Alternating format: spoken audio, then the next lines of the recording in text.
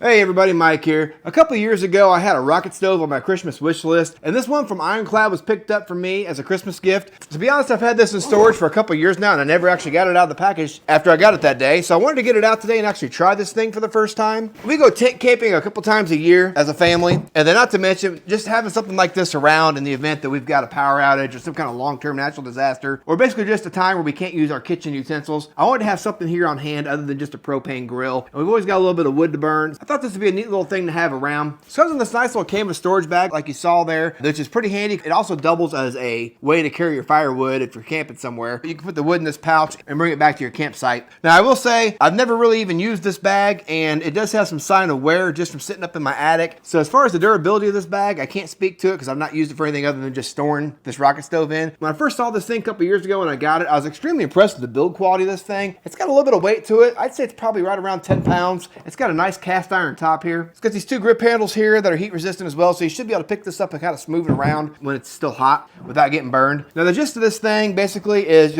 this top door here is where you'll feed your firewood in.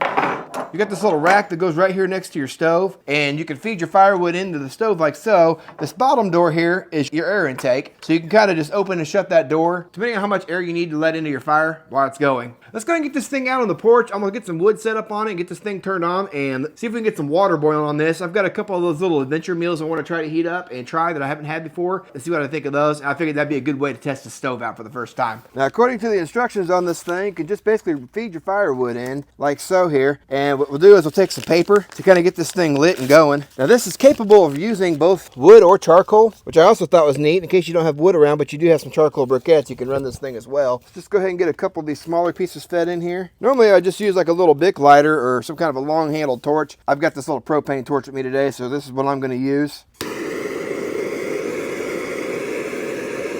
Okay, got my little air intake open. And things are already off and moving here. So let this fire sit and get going here a little bit. Then I'll get my pot of water on here. See if we can't get us some water boiling.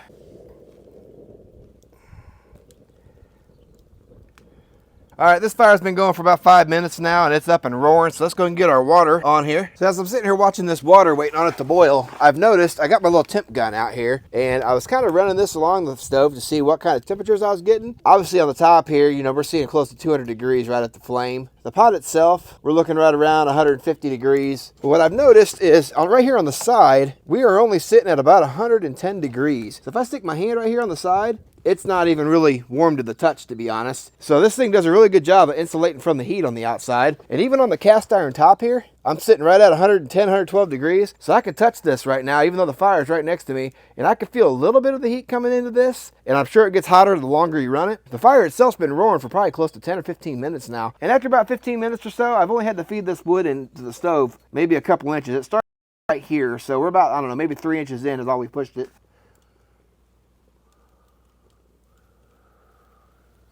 Or you can see that my wood here is all burned up. That's about 30 minutes of use that this thing burned. All right, that should be enough water. Stir that dude up. I'll let that guy sit for a little while. First impressions of this little rocket stove. I think this is a really neat little dude. I'm sure there's better and there's probably far worse things on the market that you could pick up. But for the price of what I've seen these things for, I feel like this is probably on the higher end in terms of quality and what you get. Even after this thing running for 30 minutes, the sidewalls that I was showing you a little bit ago are now starting to get warm to the touch, but they're still not hot. I can touch them just fine right now. In fact, I'll show you right here. It's warm to the touch, but not burning me by any means. So something to keep in mind if you got kiddos running around. I mean, yeah, it's still fire. You want to keep them far away. But if they were to get their hands too close to that thing on the outside where the flames aren't, you don't have to worry about them burning themselves. This thing's advertised as putting out up to 23,000 BTUs of heat as well, which I'd say is pretty accurate based on various heaters I've tried over the years. This thing was putting out a ton of heat to that cast iron top. That's all I've got for you today, guys. Hopefully this was somewhat helpful for you making a decision as to which rocket stove might be right for you. I appreciate you guys watching. I'll catch you guys on the next one.